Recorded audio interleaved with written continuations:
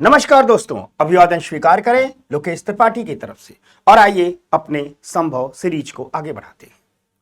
ये जो चैप्टर चौथा है ये संबंधित है गरीबी, असमानता और बेरोजगारी से। तो आइए सबसे पहले हम गरीबी को टटोलने की, गरीबी को समझने की कोशिश करते हैं। गरीबी के बारे में कहा जाता है कि गरीबी बुनियादी मानवीय जरूरतें जैसे भोजन, वस्त्र, आश्रय, सुरक्षित पेयजल का अभाव है। यानी अगर हम एक सवाल उठाएं कि क्या है गरीबी, तो सीधे कह सकते हैं कि जिन लोगों के पास बुनियादी मानवीय जरूरतें की पूर्ति के साधन नहीं हैं ये गरीब हैं, और ये स्थितियां ही गरीबी है।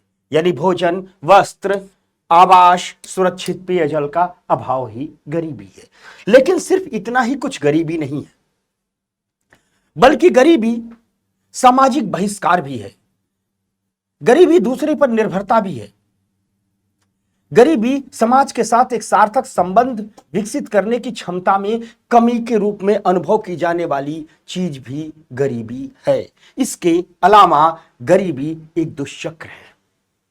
आप कहोगे गुरुजी दुष्चक्र क्या है? दुष्चक्र का मतलब यह होता है, जैसे साइंस में एक बीमारी होती है जिसे कहते हैं डिसऑर्डर।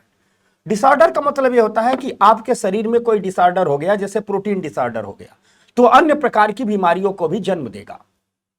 उसे ही डिसऑर्डर कहते हैं, दुष्चक्र कहते हैं।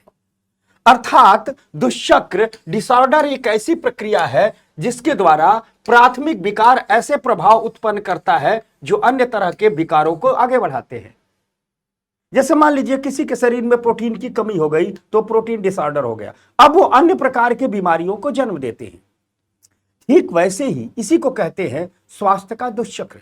ठीक ऐसे भी गरीबी एक दुष्चक्र के रूप में है, क्योंकि अगर गरीबी है तो आपको कुपोषण की ओर ले जाती है, शरीर को कमजोर करती है, और जिसके लिए अधिक स्वास्थ्य व्यय की आवश्यकता होती है, स्वास्थ्य पर अधिक खर्चे की आवश्यकता होती है। अब जब गरीब आदमी अस्वस्थ रहेगा तो स्वास्थ्य पर खर्चा करेगा, साथ साथ अस्वस्थ रहेगा तो अधिक कमाएगा भी नहीं, इससे और अधिक गरीब हो जाएगा।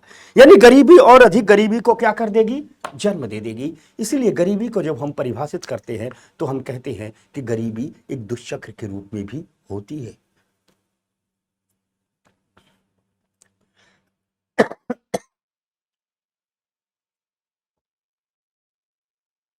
अब अगर हम गरीबी को दूसरे शब्दों में समझने की कोशिश करें तो गरीब व्यक्तियों की अपनी गरीबी के परिणाम स्वरूप आर्थिक और सामाजिक संसाधनों तक पहुंच नहीं होती है, जिससे उनकी गरीबी बढ़ सकती है। इसका मतलब होता है कि गरीब जीवन भर गरीब बना रहता है।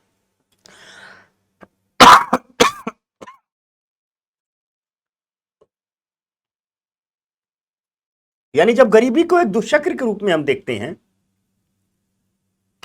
इसका मतलब है कि गरीबी गरीबी को और जन्म दे रही है। तो कैसे गरीबी गरीबी को और जन्म दे रही है? तो हमें दिखता क्या है कि गरीब व्यक्तियों की आर्थिक सामाजिक संसाधनों तक पहुंच सीमित होती है, नौ के बराबर होती है। इसलिए गरीब जीवन भर गरीब बना रहता है। गरीबी गरीबी को जन्म देती है। खांसी आ रही है मुझे, तो हमने क्या कहा? गरीबी गरीबी को जन्म देती है। अर्थात कुल मिला जुला करके भोजन, वस्त्र, आश्रय जैसे बुनियादी सुविधाओं का अभाव ही गरीबी है। गरीबी एक दुष्चक्र के रूप में है। गरीबी गरीबी को जन्म देती है, साथ साथ गरीबी सामाजिक बहिष्कार लाती है, अन्य लोगों पर निर्भरता को उत्पन्न करती है। गरीब आदमी अपनी हर जरूरत के लिए दूसरों पर निर्भर करता है, एवं गरीबी किसी भी व्यक्ति में उस क्षमता को कम कर देती है जिसके कारण वह समाज के साथ सार्थक बंधन विकसित कर पाए। मुकम्मल रूप से यही गरीबी होती है। अब थोड़ा गरीबी के प्रकारों पर बात करते हैं। जब गरीबी के प्रकारों पर हम बात करते हैं तो एक प्रकार की हमें गरीबी मिलती है जिसे हम सामाजिक गरीबी कहते हैं, सोशल पॉवर्टी कहते हैं। ठीक, और इसमें हम देखते हैं कि गरीबी का संबंध केवल आर्थिक अभाव से ही नहीं होता है, बल्कि इसके सामाजिक पहलू भी होते हैं। गरीबी के अगर सामाजिक पहलुओं की बात की जाए तो सूचना, शिक्षा, स्वास्थ्य देखभाल, सामाजिक सम्मान, राजनैतिक शक्ति तक पहुंच की कमी सम्मिलित होती है। यानी गरीब आदमी के पास सूचना की पहुंच का अभाव होता है, गरीब आदमी के पास शिक्षा की पहुंच का अभाव होता है, गरीब आदमी के पास स्वास्थ्य देखभाल का अभाव होता है, गरीब आदमी के पास सामाजिक सम्मान का अभाव होता है, गरीब आदमी के पास राजनीतिक शक्ति तक पहुंच का अभाव होता है। यानी गरीबी एक प्रकार से सामाजिक कमजोरी का दूसरा नाम है, समाज में हाशिए पर जाने का दूसरा नाम गरीबी है। इसलिए गरीबी का एक प्रकार सामाजिक गरीबी भी होती है। ठीक, एक होता है मानवीय गरीबी। गरीबी के प्रकारों में एक होता है मानव गरीबी, मानवीय गरीबी, ह्यूमन पॉवर्टी। यह गरीबी आवश्यक मानवीय क्षमताओं जैसे साक्षरता और पोषण की कमी है। यानी जब गरीबों में साक्षरता और पोषण की कमी होती है तो उसे कहते हैं कि यह मानवीय गरीबी है। और एक और प्रकार जिसे हम मापने के लिए उपयोग में करते हैं उसे कहते हैं संपूर्ण गरीबी या निरपेक्ष गरीबी। होता क्या है कि जब हम कोई गरीबी रेखा खींच देते हैं, जैसे भारत में जो गरीबी रेखा खींची जाती है वह खपत स्तर या उपभोग व्यय के आधार पर खींची जाती है, तो गरीबी रेखा के नीचे आने वाले जितने भी लोग हैं वे सब लोग संपूर्ण गरीबी या निरपेक्ष गरीबी के शिकार होते हैं। उसी प्रकार एक होती है सापेक्ष गरीबी। ठीक, सापेक्ष गरीबी से आशय होता है कि किसी देश में दूसरे देश की तुलना में कम आय का होना। अर्थात जब एक देश की तुलना दूसरे देशों से की जाती है उसमें जब गरीबी निकलती है तो सापेक्ष गरीबी कहते हैं। जैसे विश्व बैंक सापेक्ष गरीबी का आंकड़ा देता है। विश्व बैंक के अनुसार जो कम आय वाले देश हैं उन कम आय वाले देशों में $1.90 प्रतिदिन से कम पर जीवन यापन करने वाले लोगों को अत्यधिक गरीब माना जाता है। लेकिन यह सिर्फ कम आय वाले देशों का आंकड़ा है। वहीं जो निम्न मध्यम आय वाले देश हैं इन देशों में $3.20 प्रतिदिन से कम आय पर जीवन यापन करने वालों को अत्यधिक गरीब माना जाता है। यानी निम्न मध्यम आय वाले देशों में जो लोग $3.20 से कम पर जीवन यापन कर रहे हैं उन्हें अत्यधिक गरीब कहा जा रहा है। तो दूसरी तरफ कम आय वाले देशों में जो लोग $1.90 से कम पर जीवन यापन कर रहे हैं उन्हें अत्यधिक गरीब माना जाता है। यहां गरीबी को सापेक्षिक रूप से मापा जा रहा है। तो तीसरी तरफ देखते हैं जो उच्च मध्यम आय वाले देश हैं वहां $5.50 प्रतिदिन से कम आय पर जो लोग जीवन यापन कर रहे हैं उनको अत्यधिक गरीबी में गिना जा रहा है। यानी सापेक्ष गरीबी का मतलब गरीबी देशों की आर्थिक क्षमताओं के अनुसार से, देशों की आर्थिक स्थिति के अनुसार से गरीबी के मापदंड, गरीबी के पैमाने बदलते रहते हैं। इसे सापेक्ष गरीबी कहा जाता है। यह विश्व बैंक के आंकड़ों के अनुसार अलग अलग देशों में अलग अलग होती है। तो एक सवाल आपके दिमाग में उठ रहा होगा कि अलग अलग देशों में गरीबी को मापने के लिए अलग अलग मापदंड क्यों हैं? तो याद रखिएगा, जैसे जैसे देश अमीर हो जाते हैं उन देशों में बुनियादी आवश्यकताओं की अवधारणा बदलती जाती है। जैसे जैसे आवश्यकताओं का विस्तार होता है बुनियादी आवश्यकताओं के मौद्रिक मूल्य में वृद्धि होती जाती है। इसलिए अलग अलग देशों में गरीबी के लिए अलग अलग मापदंड रखे गए हैं। ठीक, अब थोड़ा हम बात करते हैं अत्यंत गरीबी की, एक्सट्रीम पॉवर्टी की। तो अत्यंत गरीबी की गणना संयुक्त राष्ट्र संघ द्वारा की जाती है और संयुक्त राष्ट्र संघ द्वारा प्रस्तावित की गई यह सबसे गंभीर प्रकार की गरीबी है। यानी संयुक्त राष्ट्र संघ कहता है जिसे अत्यंत गरीबी कहता है वह दुनिया में सबसे गंभीर प्रकार की गरीबी है। संयुक्त राष्ट्र संघ इसे भोजन, सुरक्षित पेयजल, स्वास्थ्य सुविधाओं, आश्रय, शिक्षा, सूचना और बुनियादी मानवीय आवश्यकताओं के गंभीर अभाव की विशेषता के रूप में परिभाषित करता है। यानी जहां जहां इनकी कमी है उन्हें संयुक्त राष्ट्र संघ अत्यंत गरीबी के रूप में गिनता है। 2011 की कीमतों के आधार पर संयुक्त राष्ट्र संघ कहता है कि यदि $1.90 से प्रतिदिन कम आय पर जो लोग जीवन यापन कर रहे हैं वो अत्यंत गरीबी में हैं। वहीं अगर 2021 की कीमतों के आधार पर देखा जाए तो संयुक्त राष्ट्र संघ कहता है $2.1 से प्रतिदिन से कम आय पर जो लोग जीवन यापन कर रहे हैं उन्हें अत्यंत गरीबी में शामिल किया जाएगा। तो ये सब गरीबी के प्रकार हैं। लेकिन दुनिया गरीबी को सिर्फ पैसे के रूप में देखती है। लेकिन याद रखिएगा गरीबी के गैर मौद्रिक पहलू भी होते हैं। ठीक, अर्थात सिर्फ यह धारणा रखना कि गरीबी विशेष रूप से आय की कमी से उत्पन्न होती है, यह धारणा त्रुटिपूर्ण है। दरअसल गरीबी निरक्षरता से भी पैदा होती है, गरीबी कुपोषण से भी पैदा होती है, गरीबी गंदा पानी पीने से भी पैदा होती है, गरीबी स्वच्छता के न होने से भी पैदा होती है। यानी हम कह सकते हैं कि गरीबी उस व्यवस्था का दूसरा नाम है जब कोई पिता अपने बच्चे को भूख से मरते हुए देखता है। गरीबी शक्तिहीनता है, गरीबी स्वतंत्रहीनता है, गरीबी प्रतिनिधित्वहीनता है। मुकम्मल रूप से कह सकते हैं कि दुनिया का सबसे बड़ा अभिशाप है गरीबी, मानव के लिए सबसे बड़ा कलंक है गरीबी। तो ये गरीबी के गैर मौद्रिक पहलू हैं। यानी निरक्षरता होगी तो भी गरीबी आएगी, कुपोषण होगा तो भी गरीबी आएगी, गंदा पानी पिया जाएगा तो भी गरीबी आएगी, स्वच्छता न होगी तो भी गरीबी आएगी। अगर हम उदाहरण के रूप में देखें तो महिला साक्षरता दर का आय की तुलना में गरीबी से ज्यादा घनिष्ठ संबंध है, क्योंकि यदि महिला शिक्षित होती है तो बच्चों का कुपोषण कम होता है, बच्चों का टीका लगवाया जाएगा, स्कूल भेजा जाएगा, उन्हें बाल श्रम में सम्मिलित नहीं किया जाएगा, बच्चों की शादी देर से होगी, उनकी प्रजनन अवधि भी बहुत कम होगी तथा उनके बच्चों की संख्या भी कम होगी। इस प्रकार महिला साक्षरता एक ऐसा पैमाना है जिस पर आय के बराबर काम करने की जरूरत है। तो कुल मिला जुला करके निष्कर्ष रूप से कह सकते हैं कि गरीबी, एक उदाहरण से हमने देखा कि इस पर जैसे महिला साक्षरता एक ऐसा पैमाना है जिस पर आय के बराबर काम करने की जरूरत है, वैसे भी कुपोषण भी एक ऐसा पैमाना है जिस पर काम करने की जरूरत है, स्वच्छता भी एक पैमाना है जिस पर काम करने की जरूरत है। ठीक, समय से टीकाकरण करवाना भी एक पैमाना है जिस पर काम करने की जरूरत है। यह गरीबी के गैर मौद्रिक पहलू हैं। इसके साथ साथ एक मुद्दा अभी बहुत चर्चा में है और कहा गया है कि पॉवर्टी एक कॉम्पिटिटिव टैक्स के रूप में है। ठीक, गरीबी एक संज्ञानात्मक कर के रूप में है। ठीक, कैसे, एक उदाहरण से समझाता हूं। दरअसल है क्या कि मान लीजिए, ठीक, ये एक अमीर आदमी, मान लीजिए ये एक अमीर आदमी, ये एक अमीर आदमी, ठीक, ये एक गरीब आदमी, ये एक गरीब आदमी। ठीक, दोनों बराबर मेंटल बैंडविड्थ के साथ पैदा हुए थे, दोनों बराबर मानसिक क्षमता के साथ पैदा हुए,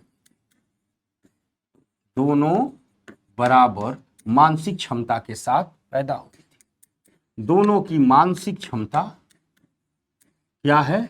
बराबर है। जन्म तो दोनों मानसिक क्षमता के साथ पैदा हो। इसने अपनी मानसिक क्षमता का पूर्णतः उपयोग अपने विकास में किया और अधिक आगे बढ़ा, लेकिन इसने अपनी मानसिक क्षमता का एक बड़ा हिस्सा का प्रयोग गरीबी से लड़ने में कर दिया। रोटी के इंतजाम में किया, दाल के इंतजाम में किया, पेट भरने के इंतजाम में किया, अपनी स्थितियों को संभालने का इंतजाम में किया।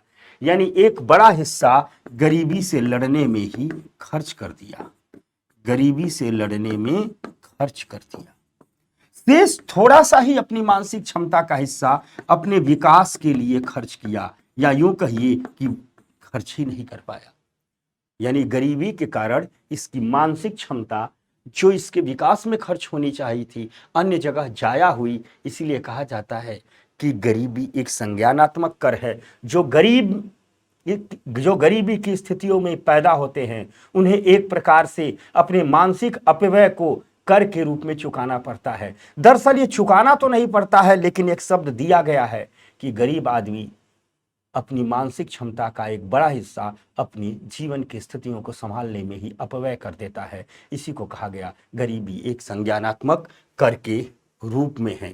ठीक, यानी कुल मिलाजुला करके जो लोग गरीब हैं, कुल मिलाजुला करके जो लोग गरीब हैं वो गरीबी को स्थिति को संभालने के लिए बड़ी मात्रा में मानसिक ऊर्जा खर्च करते हैं। यह उनकी मानसिक बैंडविड्थ को कम करता है, इससे अपने जीवन के अन्य क्षेत्र को प्रबंधित नहीं कर पाते। इसीलिए कहा जाता है कि गरीबी ठीक एक क्या है? संज्ञानात्मक कर है। गरीब लोगों को अपनी जरूरत की हर चीज की कीमत का हिसाब रखना पड़ता है। जैसे दूध पर अधिक खर्च करते हैं तो उन्हें रोटी के खर्च में कटौती करनी पड़ती है। निष्कर्ष रूप से हम कह सकते हैं कि कुल मिलाकर गरीब लोग तत्काल आजीविका संबंधी चिंताओं के बोझ से दबे रहते हैं। इससे वे लंबी अवधि की प्राथमिकताओं पर ध्यान नहीं दे पाते। इसलिए कहा जाता है गरीबी एक संज्ञानात्मक कर के रूप। जैसे गरीबी एक संज्ञानात्मक कर के रूप में है, वैसे एक मुद्दा यह भी है जिसे हम कहते हैं गरीबी का नारीकरण। तो आइए समझते हैं गरीबी का नारीकरण क्या है। गरीबी का नारीकरण क्या है? गरीबी के नारीकरण के मायने क्या है? देखो, अगर कुछ आंकड़ों पर बात की जाए तो आंकड़े दिखते हैं कि अत्यधिक गरीबी में रहने वाले अधिकांश लोग महिलाएं हैं। इनके अलावा गरीबी के चक्र में फंसी महिलाओं और पुरुषों के मध्य की खाई पिछले अनेक दशकों से बढ़ती जा रही है। यही सामान्य तौर पर गरीबी का नारीकरण है। यानी एक तरफ कुल गरीबों की संख्या को देखा जाए तो उनमें अधिकतम महिलाएं हैं, दूसरी तरफ देखा जाए तो दिन प्रतिदिन गरीबी में जी रहे जो पुरुष और महिला हैं उनके बीच की खाई चौड़ी होती जा रही है। इसी को कहा जाता है गरीबी का नारीकरण। यही गरीबी का नारीकरण है। तो आप कहोगे गरीबी के नारीकरण के कारण क्या है? तो गरीबी के नारीकरण के कारण है लिंग वेतन अंतर, कम वेतन वाले व्यवसाय में महिलाओं की व्यापकता, काम करने में परिवार के समर्थन की कमी, व्यवसायिक वित्तीय तकनीकी शिक्षा का अभाव, औपचारिक रोजगार प्राप्त करने की कोशिशों में महिलाओं के प्रति सामाजिक पूर्वाग्रह, ऋण, भूमि और विरासत जैसे संसाधनों तक पहुंच का अभाव, ये सब वो कारण हैं जिसकी वजह से गरीबी की स्थितियों में जीने वाली महिलाओं की संख्या पुरुषों की तुलना में अधिक है। इसे ही गरीबी का नारीकरण कहा जाता है। इसे ही गरीबी का नारीकरण कहा जाता है। ठीक, साथ ही साथ महिलाओं के संदर्भ में देखें तो उनका श्रम बिना इनाम और मान्यता के चला जाता है। उनकी स्वास्थ्य देखभाल और पोषण संबंधी जरूरतों को प्राथमिकता नहीं दी जाती। शिक्षा तक पहुंच की कमी होती है। घर और समुदाय में निर्णय लेने में भागीदारी न के बराबर है। गरीबी के चक्र में फंसी महिलाओं के पास अपनी स्थिति बदलने के लिए संसाधनों और सेवाओं तक पहुंच का अभाव है। इसलिए पुरुषों की तुलना में महिलाएं गरीबी का अधिक शिकार हैं। इसे ही गरीबी का नारीकरण कहा गया है। ठीक, अब ये तो हमने गरीबी को टटोला, गरीबी को चारों तरफ से देखने की कोशिश की गई। अब थोड़ी हम बात करते हैं गरीबी के विश्वसनीय अनुमान के लिए, गरीबी के माप के लिए। दरअसल गरीबी का मापन, गरीबी का मेजरमेंट बहुत जरूरी है ताकि हम गरीबी उन्मूलन के लिए जो भी ठीक नीतियां बना पाएं वो बेहतर रूप से बना पाएं। इसलिए गरीबी का मापन बहुत जरूरी है। गरीबी से संबंधित जो डेटा रहते हैं वे गरीबी उन्मूलन के बनाए जाने वाले कार्यक्रमों के डिजाइन, कार्यान्वयन और निगरानी में मदद करते हैं। इसलिए गरीबी का अनुमान हर समय पर लगाया जाता है। भारत में गरीबी का अनुमान पहली बार लगाया था ब्रिटिश काल में। वो थे दादा भाई नारोजी।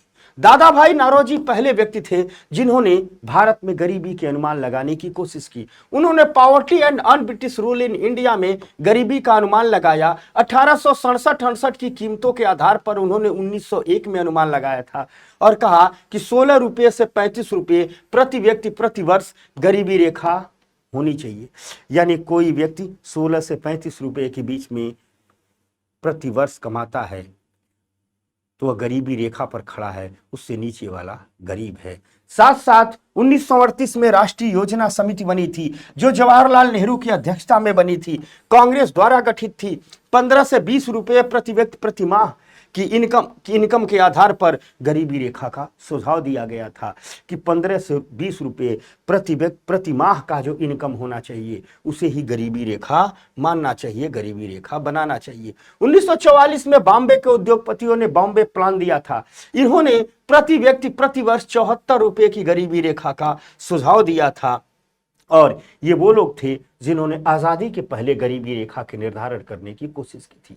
आजादी के बाद गरीबी रेखा का निर्धारण भारत सरकार द्वारा किया गया और सबसे पहले 1962 में योजना आयोग विशेषज्ञ समूह बनाया गया। इस योजना आयोग विशेषज्ञ समूह ने स्वतंत्र भारत में गरीबी रेखा को पहली बार निर्धारित किया। ठीक, इन्होंने एक स्वस्थ जीवन जीने के लिए व्यक्तियों की जो न्यूनतम आवश्यकता होती है, इसी न्यूनतम आवश्यकता के आधार पर गरीबी रेखा को का निर्धारण किया। ग्रामीण और शहरी क्षेत्रों के लिए अलग अलग गरीबी रेखाएं बनाई। इन्होंने कहा कि ग्रामीण क्षेत्र के लिए 20 रुपए प्रति व्यक्ति, इन्होंने कहा कि ग्रामीण क्षेत्र के लिए 20 रुपए प्रति व्यक्ति प्रतिदिन और शहरी क्षेत्र के लिए 20 रुपए प्रति व्यक्ति प्रतिदिन के उपभोग व्यय को इन्होंने गरीबी रेखा माना। साथ ही साथ 1971 में बीएम दांडेकर और नीलकंठ रथ ने एक फार्मूला दिया जिसे दांडेकर और रथ फार्मूला कहा जाता है। इन्होंने अपने राष्ट्रीय नमूना सर्वेक्षण के आंकड़ों का प्रयोग करके गरीबी रेखा का निर्धारण किया।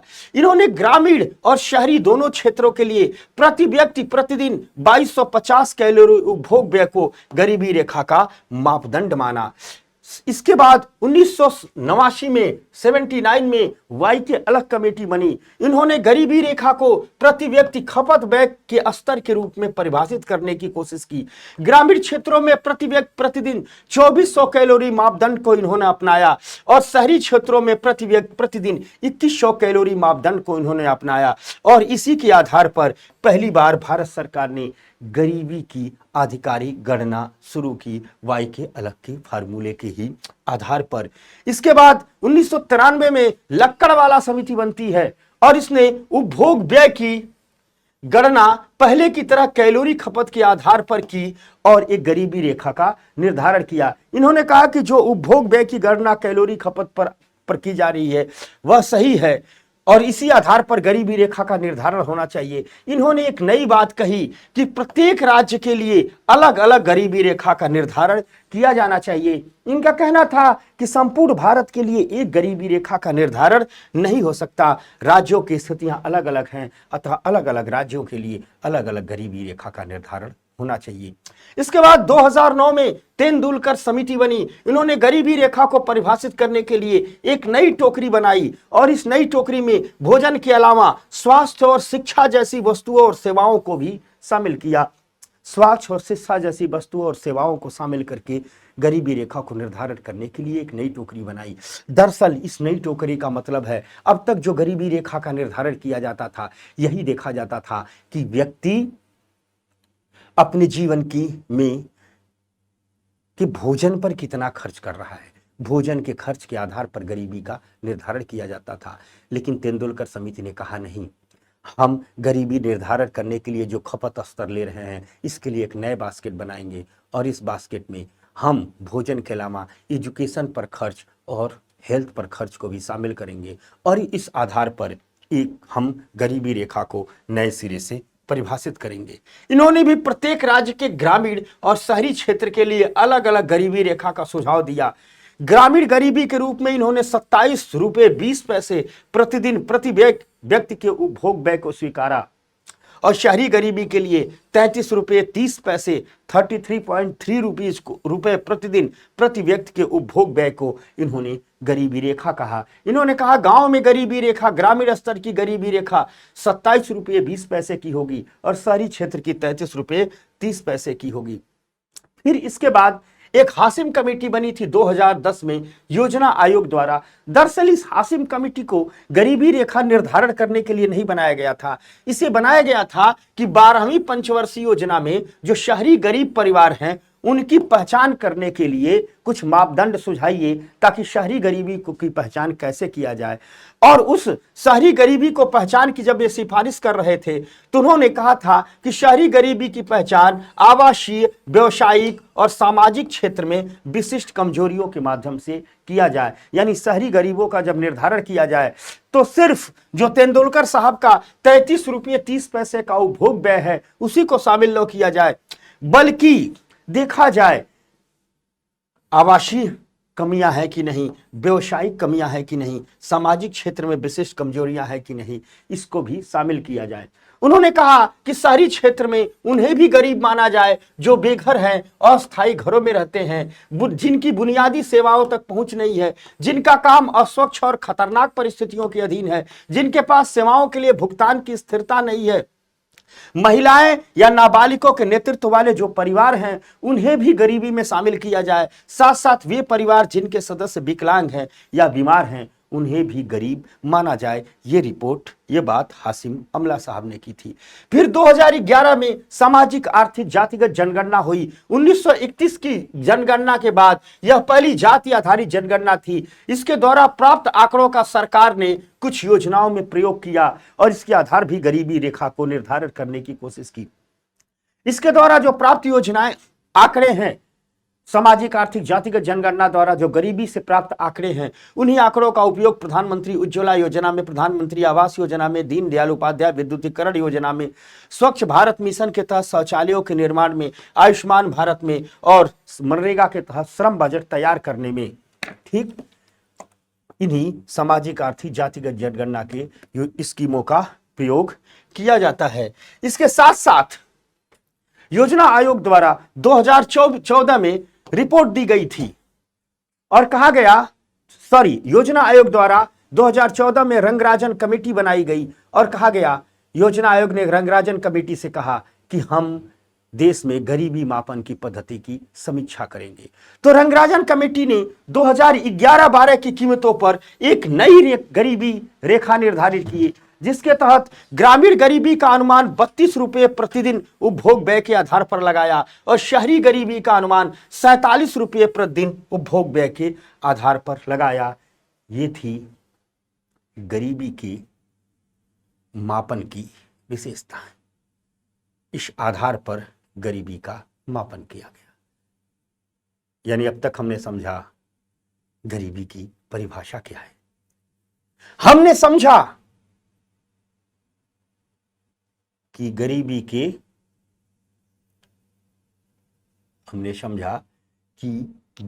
की रेखा के निर्धारण के लिए क्या क्या किया गया। अब हम बात करेंगे गरीबी उन्मूलन पर।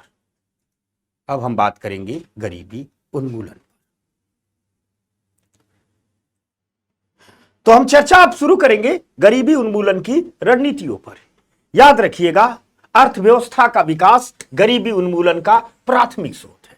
इकोनॉमी का डेवलपमेंट कीजिए, कृषि का विकास कीजिए, फूड प्रोसेसिंग उद्योग का विकास कीजिए, इंडस्ट्रियल सेक्टर का विकास कीजिए, इंफ्रास्ट्रक्चर का विकास कीजिए, बैंकिंग सेक्टर का विकास कीजिए, पूंजी बाजारों का विकास कीजिए, मुद्रा बाजारों का विकास कीजिए, बेहतर इन्वेस्टमेंट मॉडल लाइए, बेहतर टैक्स सिस्टम लाइए। ये सब कुछ इसलिए लाइए क्योंकि इन सब का अंतिम उद्देश्य ही गरीबी उन्मूलन है। इसलिए अर्थव्यवस्था में जो कुछ भी किया जाता है सब गरीबी उन्मूलन के लिए किया जाता है। सब किसके लिए किया जाता है? गरीबी उन्मूलन के लिए किया जाता है। तो अर्थव्यवस्था का विकास कीजिए, ठीक, अर्थव्यवस्था का विकास गरीबी उन्मूलन का प्राथमिक स्रोत है। इसके साथ साथ कहा जाता है एमएसएमई का विकास कीजिए, micro small and medium enterprises का विकास कीजिए, क्योंकि लघु उद्योग सर्वाधिक लोगों को रोजगार देते हैं। तो एमएसएमई का विकास होगा तो ढेर सारे लोगों को रोजगार मिलेगा। ये एमएसएमई के विकास से, अर्थव्यवस्था के विकास से आर्थिक क्रियाएं उत्पन्न होंगी। आर्थिक क्रियाएं जब उत्पन्न होगी तो राज्य के पास भी पैसा पहुंचेगा, जनता के पास भी पहुंचेगा। धीरे धीरे लोग गरीबी से बाहर निकलेंगे। इसके अलावा सरकार अपने गरीबों को पर फोकस करके कुछ लक्षित कार्यक्रम चलाती है गरीबी उन्मूलन के लिए। यह कार्यक्रम राज्य के कल्याणकारी स्वरूप के लिए बहुत जरूरी है। ये कार्यक्रम सिर्फ और सिर्फ गरीबों के लिए बनाए जाते हैं। इन्हें गरीबी उन्मूलन के लक्षित प्रोग्राम भी कहा जाता है। इसमें है राष्ट्रीय खाद्य सुरक्षा अधिनियम, नेशनल फूड सिक्योरिटी एक्ट 2013। इसके तहत क्या होता है? इसके तहत गरीब लोगों को राशन दिया जाता है। आपको हम पढ़ाएंगे सार्वजनिक वितरण प्रणाली। इसमें क्या दिया जाता है? आप गांव में देखना, गरीब लोगों को अनाज मिलता है, राशन मिलता है।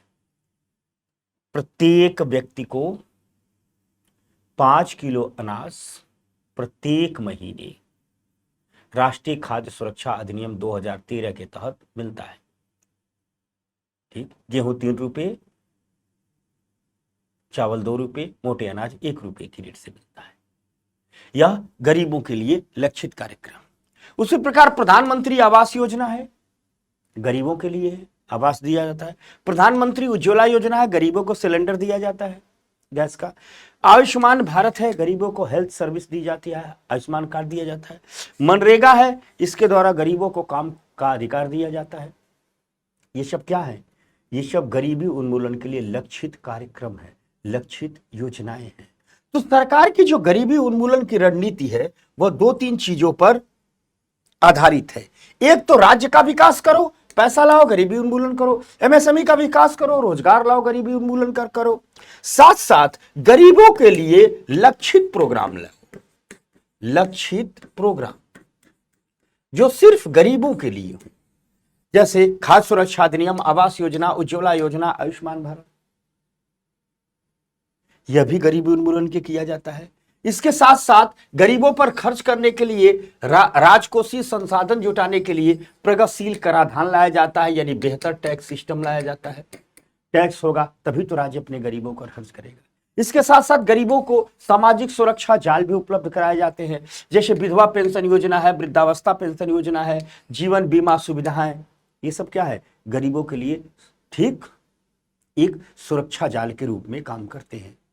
इसके अलावा कई सीधे गरीबी विरोधी कार्यक्रम तैयार किए जाते हैं, जैसे दीनदयाल उपाध्याय अंत्योदय योजना। इसके तहत यह सिर्फ ग्रामीण गरीबों को गरीबी से बाहर निकालने का कार्यक्रम है। कौशल निर्माण, इस गरीबों को स्किल किया जाता है ताकि वो बेहतर रोजगार प्राप्त कर ले। इसके अलावा बेहतर वितरण मॉडल हो, यानी जितने सरकार के कार्यक्रम हो, नीतियां हो, वो गरीबों तक पहुंचे, उसके लिए पंचायती राज संस्थाओं और नगर पालिकाओं को मजबूत किया जाता है। पंचायती राज संस्थाओं और नगर पालिकाओं का विकेंद्रीकरण किया जाता है ताकि इस विकेंद्रीकरण मॉडल में संसाधन गरीबों तक पहुंचेंगे। दीनदयाल अंत्योदय योजना के तहत जो गरीबों में गरीब हैं उनको सशक्त बनाने के लिए काम किया जाता है। सरकार के जो सेल्फ हेल्प ग्रुप के प्रोग्राम है, ये गरीबी उन्मूलन की सबसे प्रभावी रणनीति के रूप में सामने आए हैं। इसके तहत सरकार जो गांव में गरीब लोग हैं, प्रत्येक गरीब घर की ये महिलाएं हैं, प्रत्येक गरीब घर की महिलाओं को सरकार इकट्ठा कर लेती है। जैसे महिलाएं हैं, सबको इकट्ठा कर ली और इन सबका बना दिया सेल्फ हेल्प ग्रुप, और इस सेल्फ हेल्प ग्रुप को बैंक से लोन दिलवा दिया।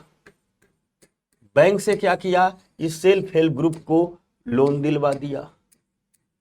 और जब बैंक को, अब इस सेल्फ हेल्प ग्रुप ने बैंक से लोन ले लिया और इस सेल्फ हेल्प ग्रुप ने कोई व्यवसाय शुरू कर दिया। ठीक, ये लोन बहुत सस्ता मिलता है, व्यवसाय में प्रॉफिट हुआ, इस सेल्फ हेल्प ग्रुप में लोन भी चुकाया और प्रॉफिट को आपस में बांट लिया। भारत में तकरीबन आज 83 लाख सेल्फ हेल्प ग्रुप काम कर रहे हैं और गरीबी उन्मूलन में बड़े प्रभावी हुए हैं। सरकार का लक्ष्य है 2024-25 के बजट में कहा गया है कि 3 करोड़ लखपति दीदी बनाएंगे और 1 करोड़ लखपति दीदी बन चुकी हैं, यानी 1 करोड़ गरीब महिलाएं देश में इस सेल्फ हेल्प ग्रुप प्रोग्राम के तहत 1 करोड़ ऐसी महिलाएं तैयार हो चुकी हैं जो गरीबी से बाहर ही नहीं निकली हैं। उनकी वार्षिक आय 1 लाख रुपए तक हो चुकी है, यानी 1 साल में वो 1 लाख रुपए कमा ले रही हैं। तो गरीबी उन्मूलन के लिए की रणनीति के रूप में, प्रभावी रणनीति के रूप में ये सेल्फ हेल्प ग्रुप एक बेहतर मॉडल बनकर के सामने आया है। इन्हीं तरीकों से गरीबी उन्मूलन किया जा रहा है। अब एक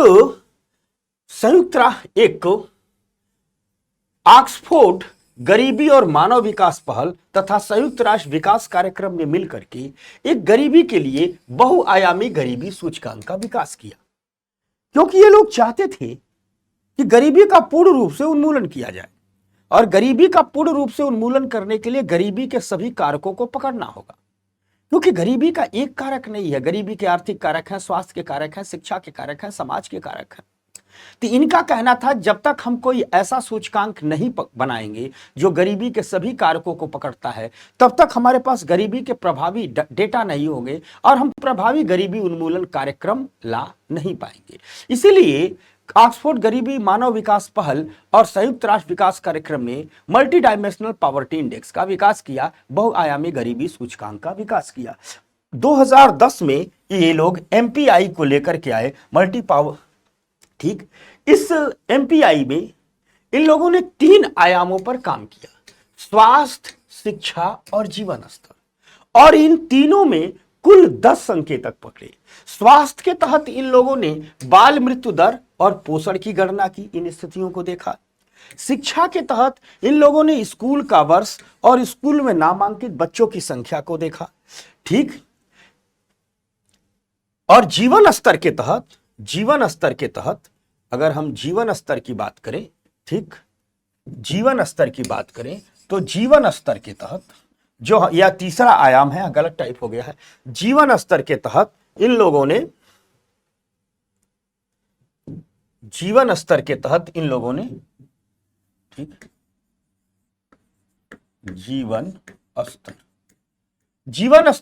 इन लोगों ने खाना पकाने का ईंधन, शौचालय, पानी, बिजली, फर्श और संपत्तियां, इन सब की गणना की।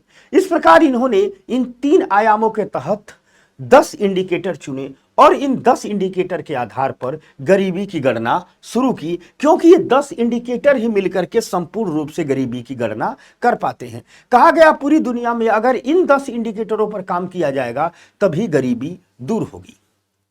इनके देखा भारत ने भी कहा कि हम भी इन इंडिकेटरों पर गणना करेंगे, ठीक। भारत ने कहा हम ऑक्सफोर्ड और संयुक्त राष्ट्र विकास कार्यक्रम की जो पहल है उसमें साथ देंगे, और इसलिए भारत ने अपने नीति आयोग को, जो बहुआयामी गरीबी सूचकांक है, उसको तैयार करने के लिए एक नोडल एजेंसी के रूप में नामित कर दिया।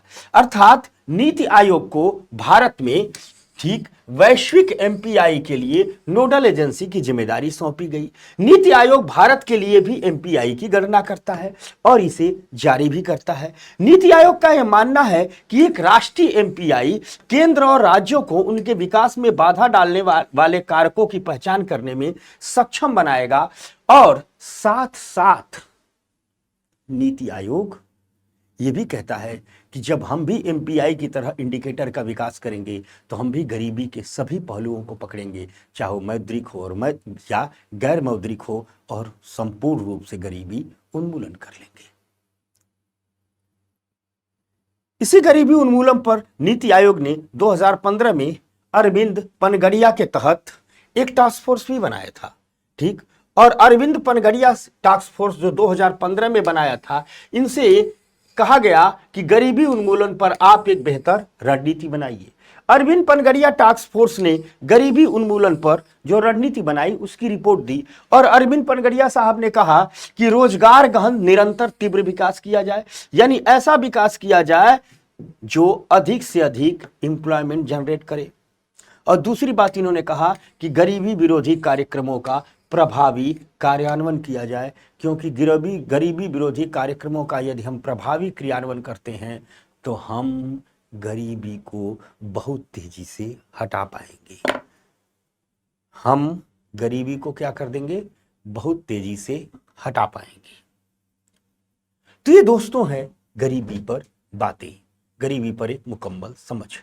अब आइए हम बात करते हैं आर्थिक असमानता की, चलते हैं आर्थिक असमानताओं की ओर। किसी समूह या किसी समाज के सदस्यों के बीच जो संसाधनों का असमान वितरण होता है, वह असमान वितरण ही असमानता कहलाता है। क्या कहलाता है? किसी भी समाज के सदस्यों और समूहों के साथ संसाधनों का असमान वितरण ही असमानता कहलाता है। संसाधनों का वितरण समान रूप से नहीं हो रहा है, इसलिए असमानता जन्म ले रही है, असमानता बड़ी हो रही है, असमानता मजबूत हो रही है, और यह अनेक प्रकार के संघर्षों का कारण भी बन रही है। बहुत पहले दिनकर जी ने लिखा था कि जब तक मनुज का संभाग नहीं सम होगा, समित न होगा कोलाहल, संघर्ष नहीं कम होगा। यानी मनुष्य और मनुष्य के बीच जो ये असमानता है, जब तक ये कम नहीं होगी तब तक संघर्ष और कोलाहल भी कम नहीं होगा। यानी शांति की दुनिया बनानी होगी, खुशहाली की दुनिया बनानी होगी, सामंजस्य की दुनिया बनानी होगी, तो एक ऐसी दुनिया भी बनानी होगी जिसमें असमानताएं मजबूत न हो रही हों, सबके बीच एक समानता हो। तो आइए दोस्तों, थोड़ा हम आर्थिक असमानता को समझने की कोशिश करते हैं। आर्थिक असमानताएं कई प्रकार की होती हैं। पहला है आय की असमानता। आय की असमानता का आशय याद रखिएगा गरीबी से नहीं है। अक्सर जब हम आय की असमानता का जिक्र करते हैं तो लोग समझते हैं कि आय की असमानता बढ़ रही है तो गरीबी भी बढ़ रही है? जी नहीं। यह संभव है कि गरीब के कम गरीब होने की तुलना में अमीर तेजी से अमीर हो रहे हों। यह हो रही है आय की असमानता। यह गरीब भी गरीबी से निकल रहा है, लेकिन उसकी तुलना में यह अमीर आदमी बहुत ज्यादा अमीर हो जा रहा है। यह है आय की असमानता। अगर असमानता के दूसरे रूप की बात करें तो यह अवसर की असमानता। अवसर यहां खड़ा है, लेकिन यह गरीब बच्चा है, पीढ़ियों से गरीब है, अवसरों को देख रहा है, अवसरों में शामिल नहीं हो पा रहा है, अवसरों का लाभ नहीं उठा रहा है। अर्थात ऐसे समाज जहां पीढ़ियों से असमानता चली आ रही है, वहां निम्न आर्थिक स्थिति वाले अवसरों से वंचित होते रहते हैं। इससे पीढ़ी दर पीढ़ी असमानता बढ़ती रहती है, क्योंकि जब तक अवसरों का लाभ नहीं उठा पाएंगे तब तक आगे बढ़ नहीं पाएंगे। और निम्न आर्थिक स्थितियां अवसरों से व्यक्ति को दूर रखती हैं, अवसरों से व्यक्ति को वंचित रखती हैं। इसलिए अवसरों की असमानता जन्म लेती है। जो दिहाड़ी मजदूरी कर रहा है, उसके पिताजी भी दिहाड़ी मजदूरी कर रहे थे, उसके भी पिताजी दिहाड़ी मजदूरी कर रहे थे। अब वो आज के दौर में एक दिहाड़ी यानी 3 पीढ़ी 5 पीढ़ी से वो दिहाड़ी मजदूरी ही कर रहे हैं। आप लोगों ने देखा होगा। अब वो व्यक्ति अपने बच्चों को आर्टिफिशियल इंटेलिजेंसी कहां से सिखाएगा जो 500 रुपए रोज की मनरेगा की मजदूरी कर रहा है? तो आने वाली जो दुनिया मशीन लर्निंग की दुनिया है, बिग डेटा की दुनिया है, आर्टिफिशियल इंटेलिजेंसी की दुनिया है, जाहिर सी बच्चा उस दुनिया में जो रोजगार के अवसर होंगे उसमें बच्चा शामिल नहीं हो पा रहा हो पाएगा। यानी ये भी अगली पीढ़ी में गरीब ही रहेगा, दिहाड़ी मजदूरी ही करेगा। वही दूसरी तरफ जो संपन्न लोग हैं, पीढ़ियों से संपन्न लोग, वो अपने बच्चों को machine learning, big data, artificial drone technology पढ़ा रहे हैं। तो भविष्य की ऑटोमेशन की दुनिया में उसका ही तो बच्चा बड़ा पैसा कमाएगा, बड़ा रोजगार पाएगा। यानी अवसर की भी असमानता होती है, और यह अवसर की असमानता परिणामों की असमानता को जन्म देती है। इसीलिए एक और प्रकार की असमानता होती है जिसे हम कहते हैं परिणामों की असमानता। भाई पीढ़ियों से धनी है, अवसर पाया, मशीन लर्निंग सीखा, बिग डेटा सीखा, आर्टिफिशियल इंटेलिजेंस सीखा, नए फाइनेंशियल मार्केट को सीखा, तो जितना पैसा था देखो मोटू हो गया, मोटू और पैसा कमाया, मौज कर रहा है। ठीक। यानी ये परिणामों की असमानता तब होती है जब व्यक्तियों के पास समान स्तर की भौतिक संपत्तियां और जीवन यापन की परिस्थितियां नहीं होती। जिसके पास बेहतर परिस्थितियां थी उन्होंने अवसरों का लाभ उठाया, खूब पैसा कमाया, देखो मौज कर रहे हैं। और जिनके पास नहीं थी उन्होंने नहीं लाभ उठाया तो गरीब ही रह गए। यानी अवसरों की असमानता का अवसरों का जिन्होंने लाभ उठाया वो गरीब हो गए, जो जिनके पास अवसर नहीं पहुंचे उनके और गरीब हो गए। यानी अवसरों की असमानता परिणामों की असमानता को जन्म देती है। दरअसल ये परिणामों की असमानता और अवसरों की असमानता दोनों एक दूसरे से संबंधित हैं, क्योंकि परिणामों की असमानता अवसरों की असमानता का ही परिणाम है। तो आय की असमानता है, अवसर की असमानता है, परिणाम की असमानता है, तो सवाल उठता है कि इस असमानता के बढ़ने के कारण क्या है? जब आधुनिकीकरण इस दुदुम्बी को बजा करके आया था, पूंजीवाद ये ढोल मजीरे पीट के आया था, आर्थिक सुधारों ने बड़े बड़े होर्डिंग और बैनर लगाए थे कि एक दिन हम असमानता कम करेंगे, गरीबी कम करेंगे, तो फिर असमानता बढ़ेगी।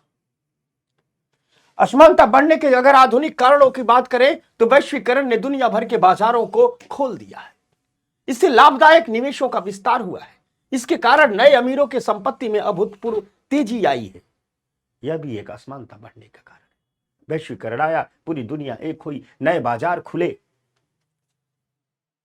तो नए बाजारों में निवेश कौन करेगा? जिसके पास पहले से पैसा रहेगा। तो उसने ढेर सारा निवेश किया, ढेर सारा प्रॉफिट कमाया और अमीर हो गए। यानी जिनके पास अधिक पूंजी होगी वही विश्व बाजारों में अब प्रतिस्पर्धा कर पाएगा और अधिक अमीर होगा। तो जिसके पास पैसा था और पैसे वाला होगा। साथ ही साथ जो नई नई टेक्नोलॉजी आई है, इस प्रौद्योगिकी ने भी कुछ लोगों को बहुत अमीर बनाने में सक्षम बनाया है, जबकि बाकी को बहुत पीछे छोड़ दिया है। जैसे नए नए स्टार्टअप, जिनके पास प्रौद्योगिकी है, प्रौद्योगिकी समझ है, वो तेजी से अमीर बने हैं। आज दुनिया के फेसबुक क्या है, नए स्टार्टअप है। गूगल क्या है, नए स्टार्टअप है। अमेजॉन क्या है, नए स्टार्टअप है। इन नए नए स्टार्टअप ने नए नए लोगों को, उन लोगों को जिनकी प्रौद्योगिकी और पूंजी तक पहुंच थी, बहुत तेजी से हमारी बनाया है। इसके कारण भी दुनिया में असमानता बढ़ी है। साथ साथ अगर हम देखें पूरी ग्लोबल वर्ल्ड में, तो अर्थव्यवस्था में फाइनेंशियल मार्केट की भूमिका बहुत तेजी से बढ़ रही है। आगे पढ़ाएंगे। अर्थव्यवस्था में वित्तीय बाजारों की भूमिका बहुत तेजी से बढ़ रही है। बड़े बड़े कॉरपोरेट ही इन बाजारों से पैसा ला रहे हैं तथा फायदा कमा रहे हैं। इसने भी असमानता को तेज किया है। यानी वित्तीय बाजारों तक पहुंच ही बड़े कॉरपोरेट्स की। ये जो money market, capital market, angel investor, hedge fund, mutual fund, ये सब काम करते हैं। कई अमीर लोग ही इसका लाभ उठा पाते, कॉरपोरेट ही इसका लाभ उठा पाते, और इसलिए वो तेजी से अमीर हो जा रहे हैं। आज की दुनिया में वित्तीय ज्ञान, पूंजी, वित्तीय बाजारों, शेयर बाजारों से पैसा कमाने का माध्यम है। और वित्तीय ज्ञान किसके पास रहेगा? वह जो फाइनेंशियल की पढ़ाई किया होगा, जिसके माता पिता भी पैसे वाले रहे होंगे। ऐसे में वे ही लोग पूंजी मार्केट से, वित्तीय बाजारों से, शेयर बाजारों से पैसा कमा पा रहे हैं, जिनके पास वित्तीय ज्ञान है। और अगर हकीकत में देखा जाए तो बहुत कम लोग ही के पास वित्तीय ज्ञान है, इसलिए बहुत कम लोग ही ज्यादा आय प्राप्त कर रहे हैं और अधिक से अधिक अमीर बनते जा रहे हैं। शेष सारे लोग इस भाग दौड़ में छूट जा रहे हैं। अगर हम देखें तो सरकारों द्वारा सामाजिक निवेश, विशेष करके शिक्षा, स्वास्थ्य में भी गिरावट आई है। यानी सरकारें बेहतर स्कूल का संचालन नहीं कर रही है, बेहतर हॉस्पिटल्स का संचालन नहीं कर रही है, तो जाहिर सी बात है प्राइवेट सेक्टर के लिए शिक्षा में भी अवसर आ गया, स्वास्थ्य में भी अवसर आ गया। तो प्राइवेट सेक्टर इस शिक्षा, स्वास्थ्य के क्षेत्रों में भी निवेश करेगा और यहां से भी अधिक पैसा कमाएगा, यहां से भी अधिक पैसा कमाएगा, वो और धनी होगा। इंफ्रास्ट्रक्चर प्रोजेक्ट में भी तेजी से प्राइवेट सेक्टर घुसा है, पब्लिक प्राइवेट पार्टनरशिप के थ्रू। तेजी से सरकारी कंपनियों का निजीकरण हो रहा है। इनसे भी कॉर्पोरेट ही पैसा कमा रहा है, अमीर लोग ही पैसा कमा रहे हैं, वो अधिक धनी होते जा रहे हैं। अनौपचारिक क्षेत्र का विकास भारत में या पूरी दुनिया में तेजी से हुआ है। भारत में ही देखा जाए तो 83% लोग अनौपचारिक क्षेत्र में ही रोजगार प्राप्त कर रहे हैं। ऐसे में अनौपचारिक क्षेत्र की जो नौकरियां हैं वो बहुत सुरक्षा नहीं देती हैं, बहुत पैसा नहीं देती हैं। और ये नौकरियां कई तरह की असमानता में वृद्धि करती हैं, क्योंकि बहुत कम भुगतान करती हैं। आपको मार्केट में 12,000, 15,000, 18,000 पर काम करते हुए ढेर सारे लोग मिलेंगे। ये क्या अमीर होंगे, क्या गरीबी से बाहर निकलेंगे? सारी कमाई तो घर का खर्च चलाने में ही चली जाती है। इन सब चीजों ने असमानता को बढ़ाया है। तो सवाल ये उठता है कि हम इस असमानता को कम कैसे करेंगे? अगर हम कम करने की बात करें तो याद रखना, पूर्ण समानता प्राप्त करना तो लगभग असंभव हो सकता है। पूरी दुनिया का हर आदमी एक दूसरे के बराबर है, यह तो एक कल्पना ही हो सकती है, यह तो एक चमकता आदर्श ही हो सकता है। हाँ, लेकिन इतना की तो जरूर कर सकते हैं कि असमानता की चरम स्थितियां उत्पन्न न हो। तो कैसे हम समानता को प्राप्त करेंगे? इसमें अलग अलग समय की अलग अलग रणनीतियां रही हैं। अगर हम पिछले दशकों का तर्क देखें, 20वीं शताब्दी का तर्क देखें, तो 20वीं शताब्दी में यह माना गया कि मजबूत आर्थिक विकास असमानता को कम करने का सबसे मजबूत हथियार हो सकता है। इकोनॉमिक ग्रोथ होगा, इकोनॉमिक डेवलपमेंट होगा तो असमानता कम होगी, लेकिन ऐसा हुआ नहीं। तो वर्तमान समय का तर्क क्या है? 20वीं शताब्दी का तर्क क्या है? तो 20वीं शताब्दी का तर्क है कि असमानता को कम करने के लिए हमें समावेशी विकास को बढ़ावा देना होगा, हमें समावेशी अर्थव्यवस्थाएं बनानी होगी। क्या करना होगा? समावेशी विकास को बढ़ावा देना होगा, समावेशी अर्थव्यवस्थाएं बनानी होगी। यानी पिछले सदी का तर्क था मजबूत आर्थिक विकास, वर्तमान समय की रणनीति है समावेशी विकास। हम समावेशी विकास द्वारा ही ऐसी अर्थव्यवस्थाएं बना सकते हैं जिस अर्थव्यवस्थाएं में असमानता की चरम स्थितियां उत्पन्न न हो।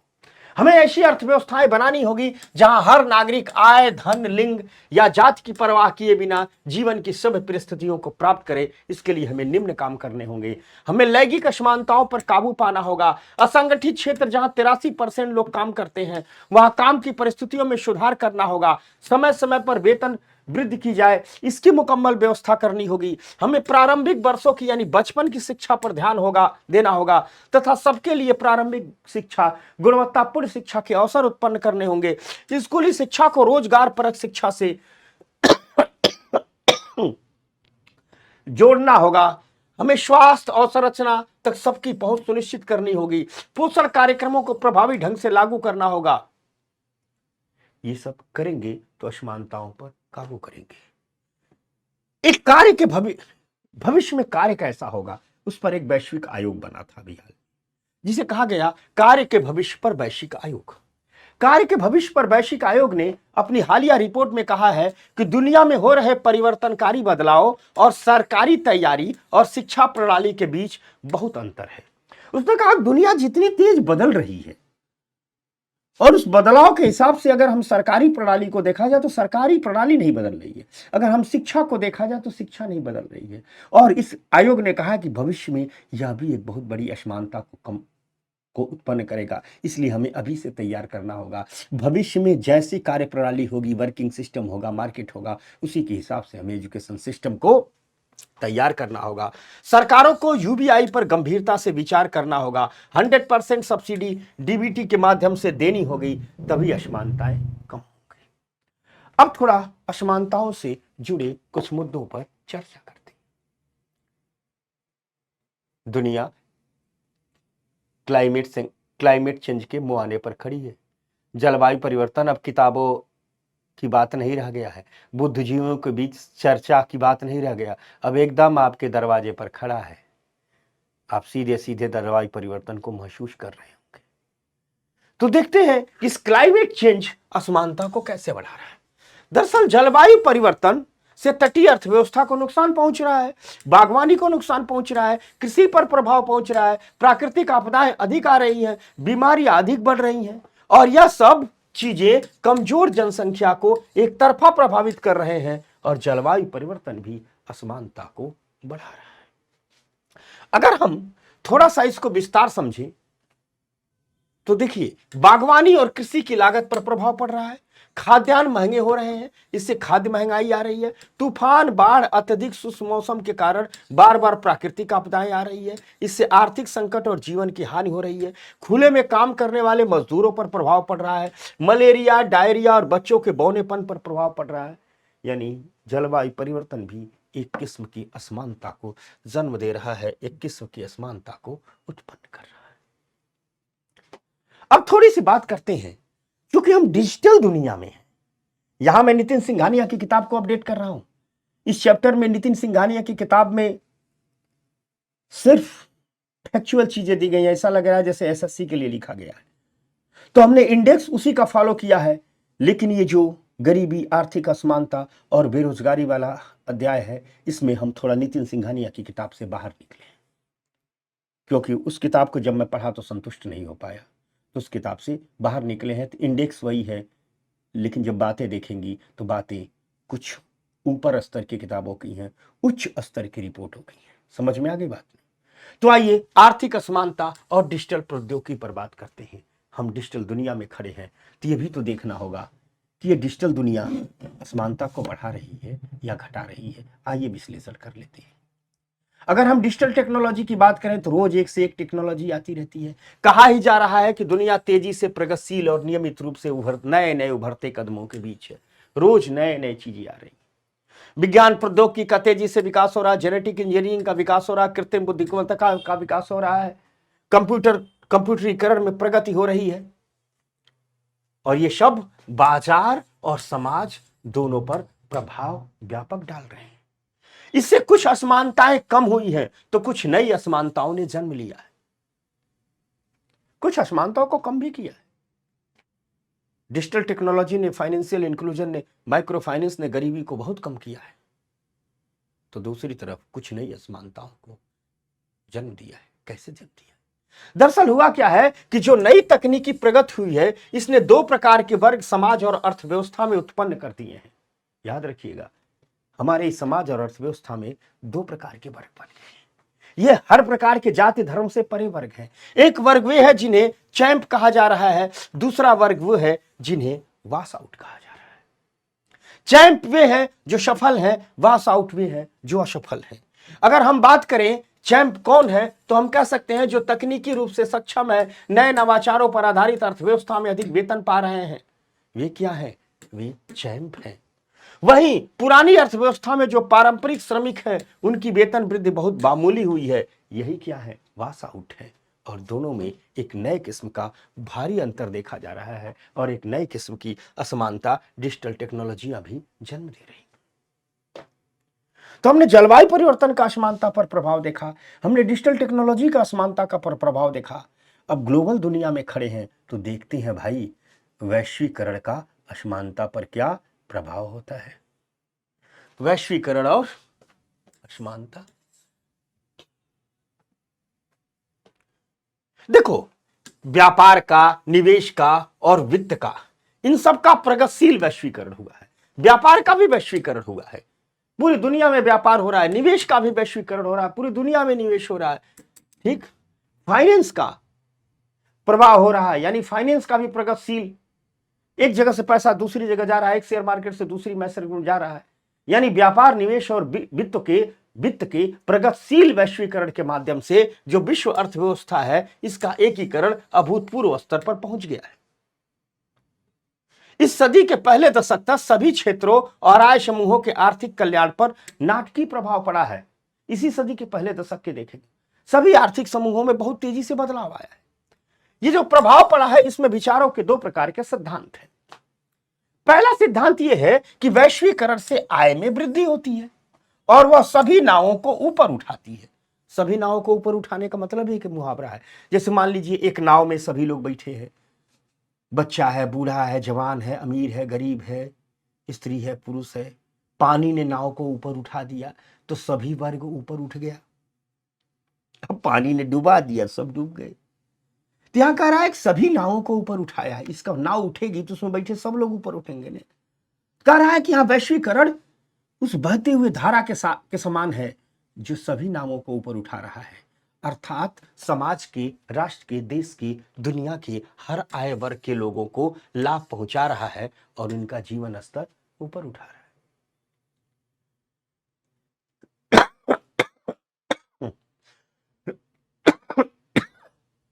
एक सिद्धांत है। दूसरा सिद्धांत यह है कि वैश्वीकरण से देशों के समग्र आय में सुधार हुआ है, लेकिन इसका बंटवारा समाज के सभी वर्गों में समान रूप से नहीं हुआ। दूसरा सिद्धांत यह है कि वैश्वीकरण से देशों के समग्र आय में क्या हुआ है? सुधार हुआ है। और वैश्वीकरण से देशों के जब समग्र आय में सुधार हुआ है, लेकिन देशों की आय में सुधार हुआ है, यानी भारत की आय बढ़ी है, चीन की आय बढ़ी है, जापान की आय बढ़ी है, पाकिस्तान, बांग्लादेश की आय बढ़ी है, सभी की आय में सुधार तो हुआ है, लेकिन देशों के बीच संसाधनों का बंटवारा समान रूप से नहीं हुआ है। देशों के बीच संसाधनों का बंटवारा समान रूप से नहीं हुआ।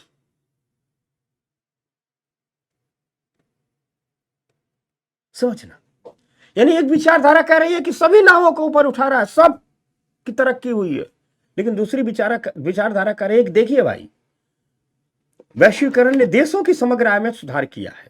भारत की बात कर ले तो भारत की आय में तो सुधार हुआ है, लेकिन दूसरी विचारधारा करिए जो आय में सुधार हुआ उसका बंटवारा समाज के सभी वर्गों में समान रूप से नहीं हुआ है।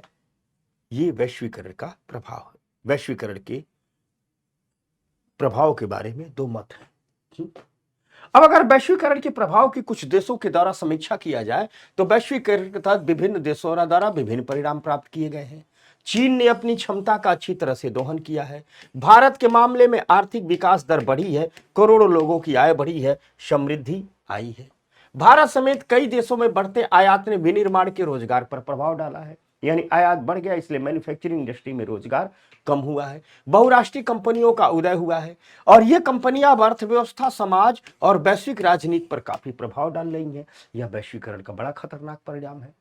वित्तीय बाजारों के वैश्विक प्रसार हुआ है और वित्तीय बाजारों का जो वैश्विक प्रसार हुआ है इसने अमीरों को और अमीर बना दिया, लेकिन इन बाजारों की कॉर्पोरेट तक ही पहुंच थी तो कॉर्पोरेट ही अधिक अमीर हुए हैं।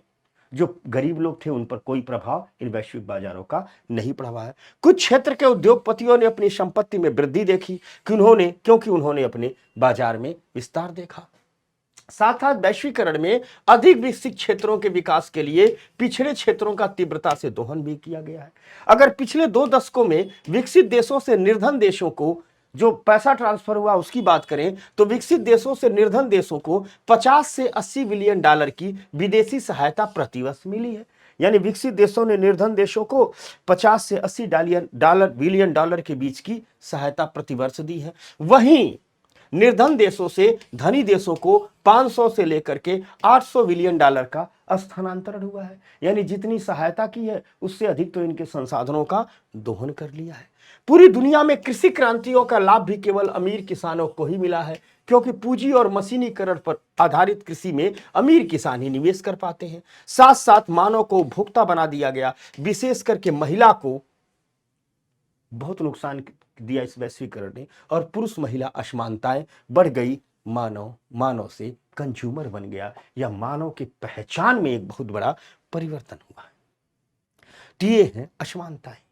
अब इन असमानताओं को दूर करने का तरीका क्या है? 3 असमानताओं को दूर करने का तरीका हमने बताया कि पिछले दशकों का तर्क था आर्थिक विकास, तो इस दशक का तर्क है समावेशी विकास।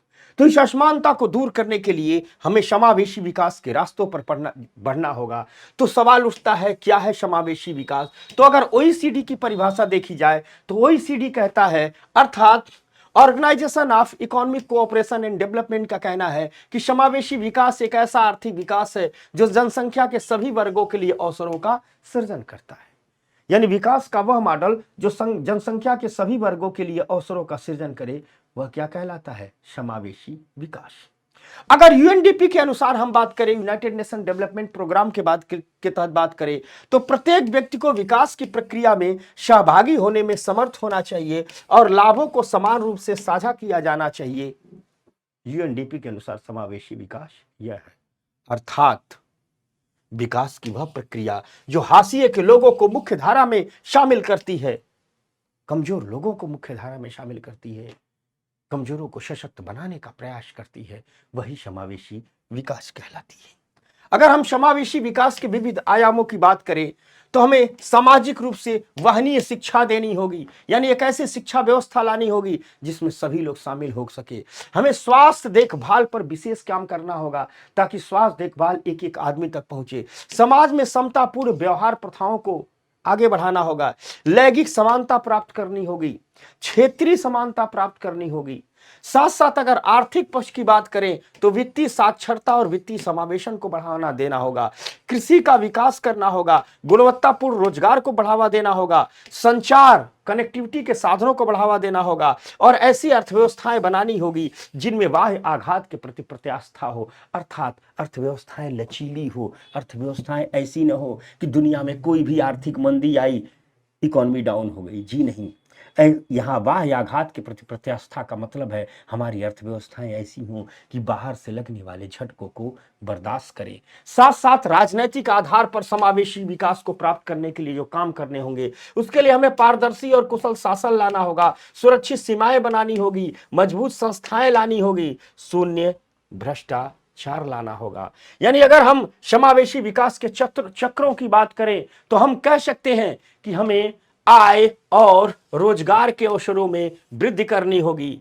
ठीक, इससे विस्तारशील और अधिक समृद्ध मध्यम वर्ग का उदय होगा। इससे बहुत अधिक घरेलू मांग मजबूत होगी, घरेलू डिमांड बढ़ेगी। इससे व्यापार और नवाचार में निवेश होगा, और जब व्यापार और नवाचार में निवेश होगा तो आय और रोजगार के अवसरों में वृद्धि होगी।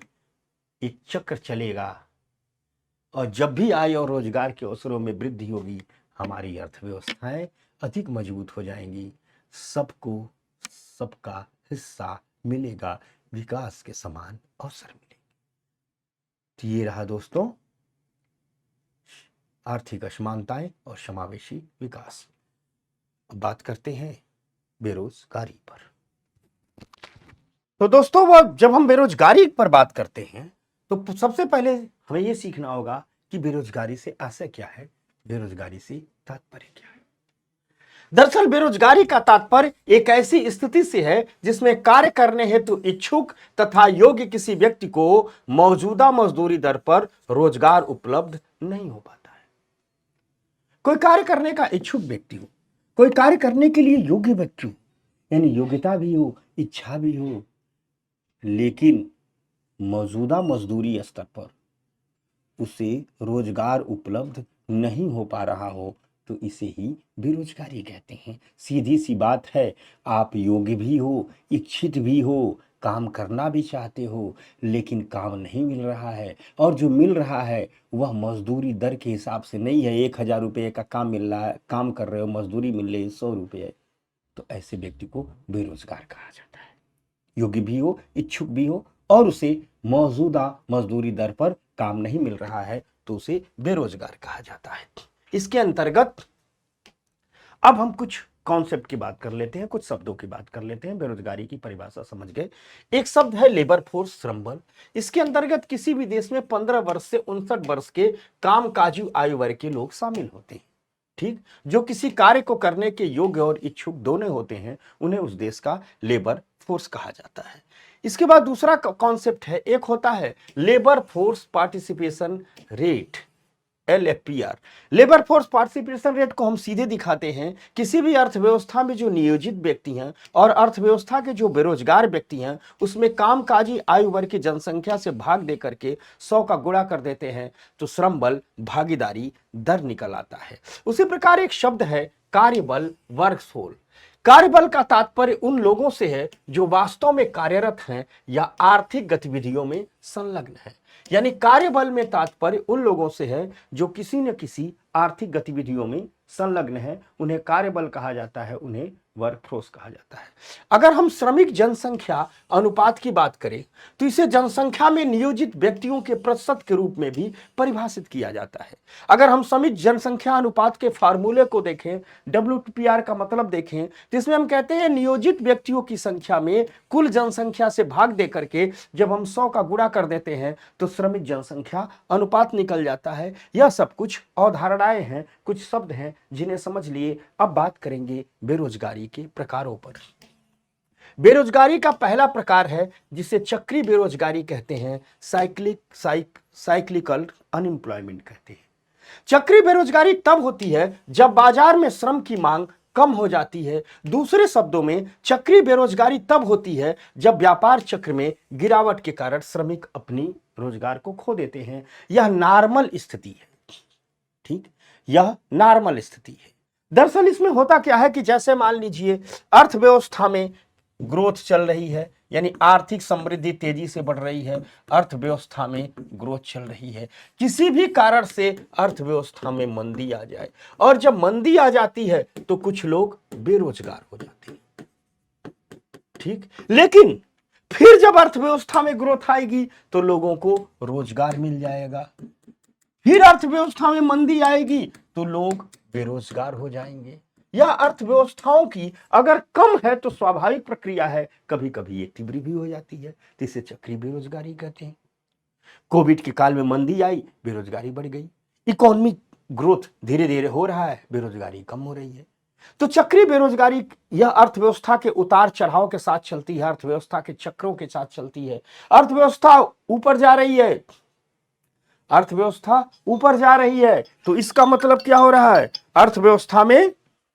अर्थव्यवस्था अगर ऊपर जा रही है तो इसका मतलब यह है कि अर्थव्यवस्था में रोजगार सृजन हो रहा है। अर्थव्यवस्थाएं नीचे जा रही हैं तो इसका मतलब अर्थव्यवस्था में लोग बेरोजगार हो रहे हैं। फिर ऊपर जाएगी, रोजगार मिलेगा, फिर नीचे आएगी, बेरोजगार हो जाएंगे। इसे ही कहते हैं साइक्लिक अनएम्प्लॉयमेंट, चक्रीय बेरोजगारी। अब अगर हम थोड़ा सा आगे बढ़े तो एक शब्द होता है घर्षण बेरोजगारी। घर्षण बेरोजगारी की स्थितियां तब होती है, होता क्या है कि कोई एक व्यक्ति एक काम कर रहा है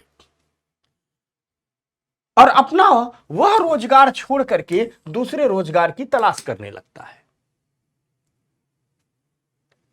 भैया एक काम कर रहा था, छोड़ करके दूसरा तलाशने लगा, तो जितने दिन तक दूसरा तलाशेगा वह बेरोजगार रहेगा ना, इसको घर्षण बेरोजगारी कहते हैं।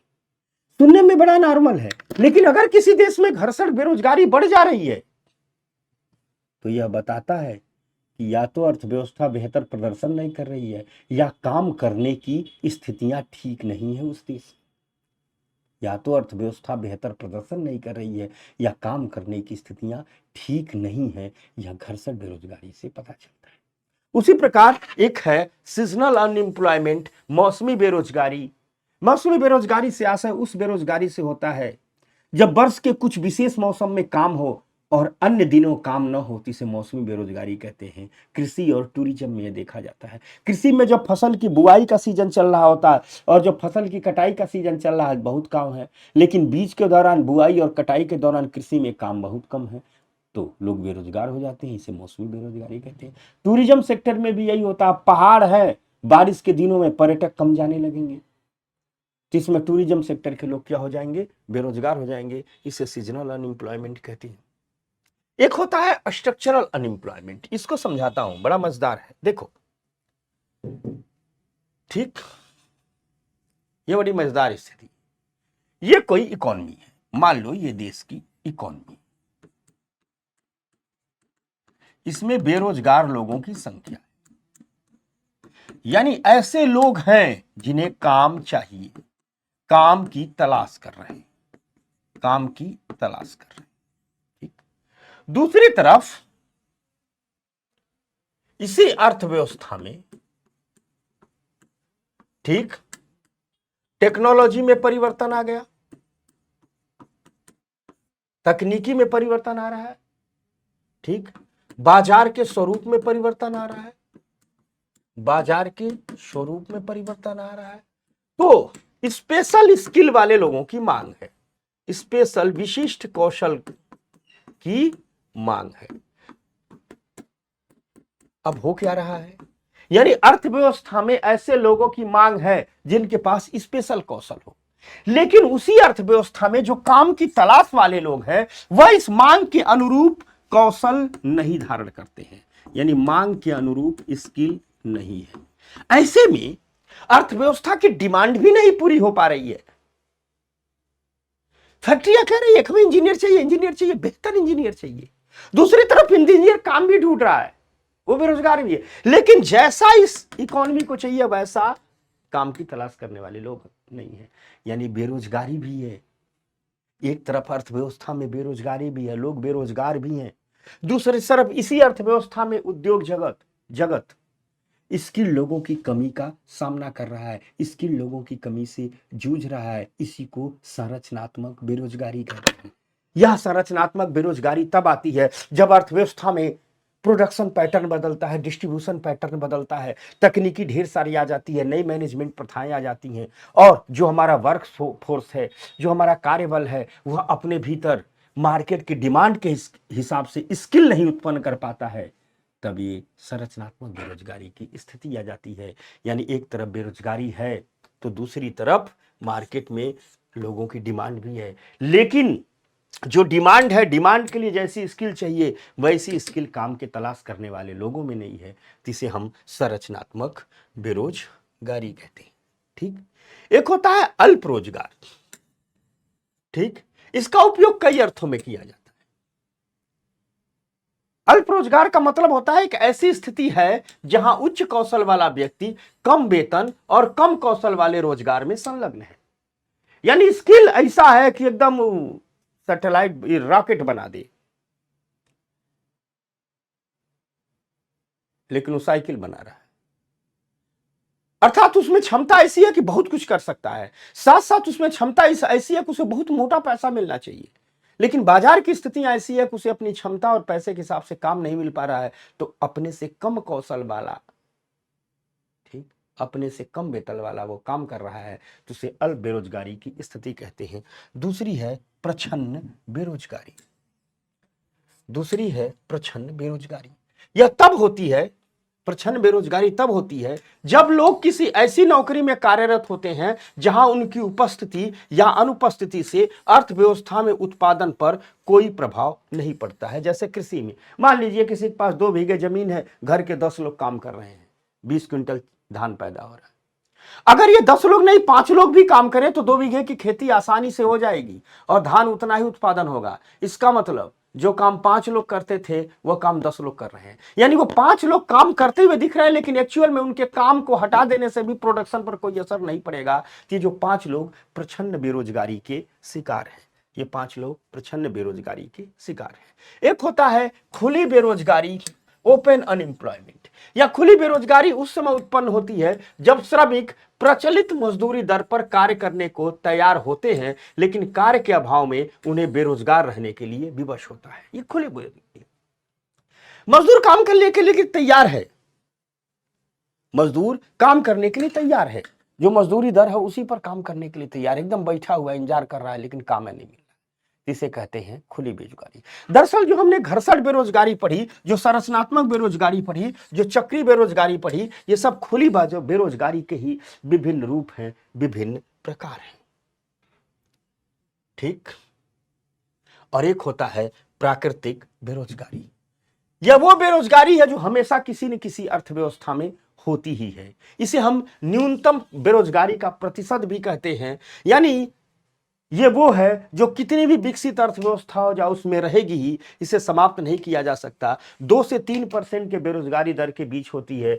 विकसित देशों में डेनमार्क, नॉर्वे, स्विट्जरलैंड, इस सब देशों में पाया जाता है। कुछ लोग इतनी धनी है कि वो काम ही नहीं करना चाहते, कहते हम अब क्या काम करेंगे, सब व्यवस्था है। तो ये स्वाभाविक स्तर है। ठीक, इसलिए इसे प्राकृतिक बेरोजगारी कहा जाता है। एक होती है तकनीकी बेरोजगारी। होता क्या है कि मान लीजिए कोई फर्म कुछ एक ऐसी मशीन ला दे जिसमें बड़ी तकनीकी है। ये आदमी पहले से काम कर रहा था, लेकिन ये बेचारा तकनीकी बदली, उसके हिसाब से अपने आप को सेट नहीं कर पाया। इस मशीन को अब ये नहीं चला पाएगा, इसलिए हमने कार्टून बनाया है।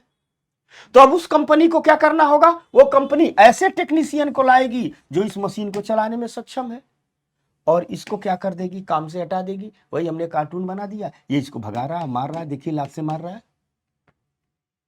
अर्थात जब कोई फर्म किसी पूंजी गहन प्रौद्योगिकी को अपनाता है तो यह बेरोजगारी उत्पन्न होती है। जैसे कोई फर्म जब ऑटोमेशन को अपनाता है, विकासशील देशों में देखा जाए तो बेरोजगारी बढ़ने का एक मुख्य कारण है कंपनियां बहुत तेजी से तकनीकी बदलाव के दौर से गुजर रही हैं, और जो लोग हैं वह उतनी तेजी से उस टेक्नोलॉजी को एडॉप्ट नहीं कर पा रहे हैं, जिसे तकनीकी बेरोजगारी कहते हैं। उसी प्रकार शैक्षिक बेरोजगारी होती है। यह ऐसी स्थिति है जहां एक शिक्षित प्रशिक्षित व्यक्ति क्या है? बेरोजगार रहता है। एक शिक्षित प्रशिक्षित व्यक्ति क्या रहता है? बेरोजगार रहता है। बहुत पढ़ लिया है, पीएचडी कर लिया है, लेकिन काम नहीं मिल पा रहा है, तो उसे क्या कहेंगे? शिक्षित बेरोजगारी कहेंगे। ठीक। एक होती है सामान्य स्थिति की बेरोजगारी, एक होती है सामान्य स्थिति की बेरोजगारी। ठीक। यह सामान्य स्थिति की बेरोजगारी उन लोगों को बेरोजगार के रूप में रेखांकित करती है जो सर्वेक्षण की तारीख से 365 दिनों के दौरान अधिकांश अवधि के लिए कोई लाभप्रद कार्य करने में असफल रहे। इसका मतलब यह है कि जिस दिन हम बेरोजगारी का सर्वेक्षण करने गए, मान लीजिए देश में बेरोजगारी का सर्वेक्षण हम आज कर रहे हैं, तो हम देखेंगे आज से 365 दिन पूर्व, यानी आज से 1 साल पूर्व, यानी पिछले वर्ष में कितने लोग हैं जो वर्ष के अधिकांश दिनों में कोई लाभप्रद काम नहीं किए, लाभप्रद रोजगार पाने में सफल नहीं हुए। इन लोगों को सामान्य स्थिति की बेरोजगारी में गिना जाता है। एक होती है चालू साप्ताहिक बेरोजगारी। इसमें केवल उन व्यक्तियों को बेरोजगार के रूप में रेखांकित किया जाता है जो सर्वेक्षण की तारीख से 1 सप्ताह पूर्व की अवधि में 1 घंटे के लिए भी लाभप्रद कार्य करने में विफल रहे। यानी जिस दिन मान लीजिए हम सर्वे करेंगे और देखेंगे कि पिछले 1 सप्ताह में वो कौन सा व्यक्ति है, ठीक, कौन सा व्यक्ति है जो 1 घंटे के लिए भी लाभप्रद कार्य करने में विफल रहा है, जिसे चालू साप्ताहिक स्थिति की बेरोजगारी कर देंगे। इसी प्रकार एक चालू दैनिक स्थिति की बेरोजगारी होती है। इसके तहत किसी व्यक्ति की बेरोजगारी की स्थिति को किसी सप्ताह में प्रत्येक दिन के लिए मापा जाता है। इसके तहत कहा जाता है कि यदि एक व्यक्ति को एक दिन में 1 घंटे के लिए भी कोई लाभप्रद कार्य नहीं हो पाता है तो उसे उस दिन के लिए बेरोजगार के रूप में वर्णित किया जाता है। ठीक। इसे बेरोजगारी के मापन की सबसे बड़ी विधि है। यानी दिन में अगर 1 घंटा भी बढ़िया से कोई काम नहीं पाया है तो उसे चालू दैनिक बेरोजगारी के रूप में, ठीक, गिना जाता है। एक बात जान लीजिए, यदि किसी दिन किसी भी व्यक्ति को 1 घंटे या उससे अधिक लेकिन 4 घंटे से कम का काम उपलब्ध हो तो इसे आधे दिन का रोजगार माना जाता है। यानी 1 घंटे से अधिक और 4 घंटे से कम का काम कर रहा है, मान लीजिए 3 घंटा कर रहा है, 2 घंटा कर रहा है, तो इसे आधे दिन का रोजगार माना जाता है। जब 4 घंटा से अधिक करेगा तभी इसे पूरे दिन का रोजगार माना जाएगा। अब देखते हैं कि भारत में जो बेरोजगारी बढ़ी है, इस बढ़ती बेरोजगारी का कारण क्या है। ठीक, तो सबसे बड़ी चीज है जो हमारी आर्थिक समृद्धि हुई है, इसमें हम मैन्युफैक्चरिंग सेक्टर को बहुत अधिक नहीं बना पाए, यानी विनिर्माण क्षेत्र का विकास नहीं कर पाए, तो छोटे छोटे उद्योगों का विकास नहीं कर पाए। विशेष करके हमारी आर्थिक समृद्धि में सेवा क्षेत्र की भागीदारी ही अधिक हुई है, इस कारण भी बेरोजगारी बढ़ी। और सेवा क्षेत्र बढ़ा, लेकिन जितना सेवा क्षेत्र को रोजगार उत्पन्न करना चाहिए उतना भी वो नहीं कर पाया। दरअसल सबसे अधिक रोजगार तो मैन्युफैक्चरिंग सेक्टर करता है। मैन्युफैक्चरिंग सेक्टर भी अगर तेजी से बढ़ा होता, उसी अनुपात में सेवा क्षेत्र भी बढ़ा होता, तो हमारे यहाँ इतनी बेरोजगारी नहीं होती। मैन्युफैक्चरिंग सेक्टर धीमा रह गया, सेवा क्षेत्र अधिक बढ़ गया, तो बेरोजगारी बढ़ गई। साथ साथ जब 1991 के आर्थिक सुधारों के कारण हमारे देश में बाजार खुले, तो चीन, जापान, कोरिया इत्यादि देशों ने जो कंज्यूमर गुड्स हैं, यानी सुबह से शाम उपभोक्ता के प्रयोग करने वाली जो वस्तुएं हैं, उनसे हमारे बाजारों को भर दिया। घड़ी, चश्मा, जूता, कपड़ा, ये सबसे भर दिया, और इतने सस्ते से भर दिया कि हमारे देश की एमएसएमई जो इन चीजों का उत्पादन करती थी वो बर्बाद हो गई। अब जब एमएसएमई बर्बाद होगी तो उस एमएसएमई में काम करने वाले लोग भी क्या हो जाएंगे, बेरोजगार हो जाएंगे। तो एलपीजी सुधारों के कारण जो एमएसएमई पर प्रतिकूल प्रभाव पड़ा, इससे भी बेरोजगारी बढ़ी। ठीक, जो निजी क्षेत्र, भारत का जो प्राइवेट सेक्टर है और जो विदेशी निवेश हुए हैं, ये सारे के सारे पूंजी गहन निवेश करते हैं। स्वचालन को बढ़ावा दे जा रही हमारी कंपनियां, यानी हमारे देश की कंपनियों में, चाहे देसी कंपनियों चाहे विदेशी कंपनियों, ऐसी टेक्नोलॉजी ला रही है जिसमें मशीनीकरण बहुत अधिक है। इससे भी बेरोजगारी बढ़ी है। पूंजी की कमी, सार्वजनिक क्षेत्र के उपक्रमों में निवेश की कमी, अपर्याप्त बुनियादी ढांचा, शिक्षा व्यवस्था में व्यापक दृष्टिकोण की कमी, रोजगार नीति और बढ़ती जनसंख्या, ये सब भारत में बढ़ती बेरोजगारी के कारण हैं। इसी बेरोजगारी में एक शब्द आता है फिलिप्स वक्र। दरअसल ये फिलिप्स वक्र मुद्रास्फीति यानी महंगाई और बेरोजगारी के बीच एक संबंध को दर्शाता है। ठीक, फिलिप्स वक्र कहता है कि मुद्रास्फीति की दर और बेरोजगारी दर के मध्य व्युत्क्रमानुपाती संबंध होता है। अर्थात मुद्रास्फीति जितनी अधिक होगी, बेरोजगारी दर उतनी ही कम होगी। इसी को फिलिप्स वक्र द्वारा समझाया जाता है। इसलिए हमने भी कह दिया, तो याद रखिएगा, महंगाई बढ़ेगी, बेरोजगारी कम होगी, या फिलिप्स वक्र कहता है। और मुद्रास्फीति जितनी कम होगी, बेरोजगारी की दर उतनी ही अधिक होगी। तो ये सब तो हमने समझा बेरोजगारी को। अब बेरोजगारी दूर करने के उपाय क्या है? तो बेरोजगारी के दूर करने के उपाय है, सप्लाई पक्ष में क्या काम होना चाहिए, मांग पक्ष में क्या काम होना चाहिए, इसको समझ लेते हैं तो हम बेरोजगारी दूर करने के उपाय भी जान लेंगे। तो आपूर्ति पक्ष पर अगर बात की जाए तो व्यवसायिक गतिहीनता को समाप्त करने के लिए शिक्षण और प्रशिक्षण पर ध्यान देना होगा। शिक्षा व्यवस्था और ट्रेनिंग व्यवस्था को ऐसा लाना होगा कि मार्केट की डिमांड को पूरा कर सके। श्रमिकों और फर्मों को संचालित करने में मदद करने के लिए भौगोलिक सब्सिडी देनी होगी। यानी कुछ फर्मों को, कंपनियों को कहना होगा कि अगर आप पिछड़े क्षेत्रों में जाते हैं, दूर के क्षेत्रों में जाते हैं, बिहार जाइए, झारखंड जाइए, उड़ीसा जाइए, तो आपको हम कई सहायता देंगे, सब्सिडी देंगे। ये काम करना होगा ताकि वहां स्थानीय स्तर पर रोजगार उत्पन्न हो सके। श्रम बाजार के कठोर नियमों को समाप्त करके बाजार को लचीला बनाना होगा। मजदूर और उद्योगों के संबंधों को लचीला बनाना होगा। कर्मचारी और नियोक्ता के संबंधों को लचीला बनाना होगा। दीर्घकालिक बेरोजगारी को समाप्त करने की दिशा में फर्मों को प्रोत्साहित करने के लिए रोजगार सब्सिडी को प्रदान करना होगा। यानी फर्में को रोजगार सब्सिडी देना होगा, कुछ मदद देनी होगी ताकि वो भी अधिक से अधिक लोगों को काम करने के लिए तत्पर हों। वास्तविक मजदूरी बेरोजगारी को कम करने के लिए न्यूनतम मजदूरी का जो कानून है राज्यों द्वारा और जो शक्तिशाली ट्रेड यूनियन है, इन दोनों को कम करना होगा। यानी मजदूरी कानूनों में भी सुधार करना होगा। और ट्रेड यूनियन की शक्ति बहुत है, ये बहुत ब्लैकमेल करते हैं उद्योगपतियों को, उद्योगों को, कारपोरेट को, इनको भी कम करना होगा।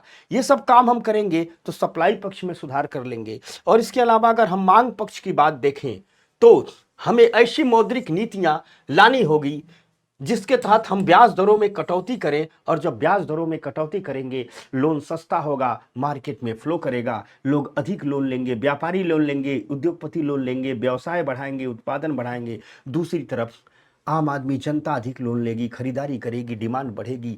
जब डिमांड बढ़ेगी प्रोडक्शन बढ़ेगा, ढेर सारे लोगों को काम हो जाएगा। हमें अपनी राजकोषीय नीतियों द्वारा भी सकल मांग को बढ़ावा देने के लिए कर में कटौती करना होगा तथा व्यय को बढ़ाना होगा।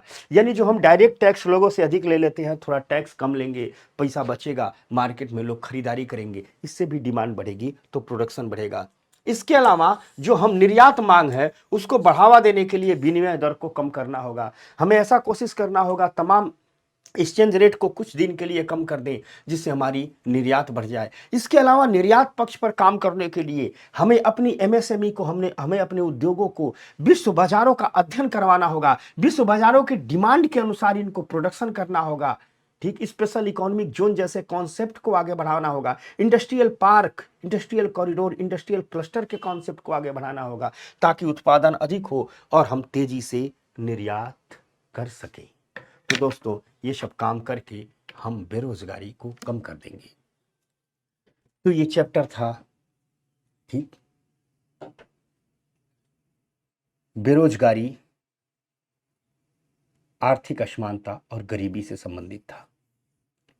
मैंने नितिन सिंघानिया की किताब से इस चैप्टर में बाहर गया हूं, क्योंकि यह चैप्टर बड़ी बारीक कॉन्सेप्ट मांगता है। मेरा लक्ष्य था सिर्फ इस चैप्टर में कॉन्सेप्ट को देना।